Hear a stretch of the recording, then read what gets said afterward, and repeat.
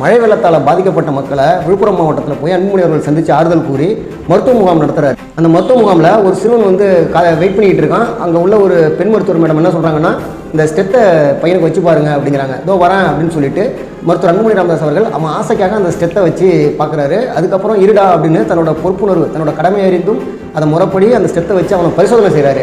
இதை வந்து மக்களுக்கு ஒரு நல்லது செய்யாத கட்சிக்கு முட்டு கொடுக்குற மூலகட்ட முட்டாலாம் என்ன பண்ணுறாங்கன்னா, எடிட்டு போடுறாங்க, காதில் ஸ்டெத்தை வைக்காமே பரிசோதிக்கிறாரு அப்படின்னு சொல்லி மீம்ஸ் கிரியேட் பண்ணி போடுறாங்க. அவர் வந்து படித்த மருத்துவர், அவருக்கு தெரியும் என்ன பண்ணணும்னு. அவரோட நலத்திட்டங்களை கேட்டு நீங்கள் நடந்திருந்தாலே மக்களுக்கு பல நல்லதை செஞ்சுருக்கலாம். வருஷம் வந்து இதே போல் மக்களை வந்து வேடிக்கை பார்த்துட்டு ஃபோட்டோ ஷூட் நடத்திட்டு நீங்கள் போகிறீங்க.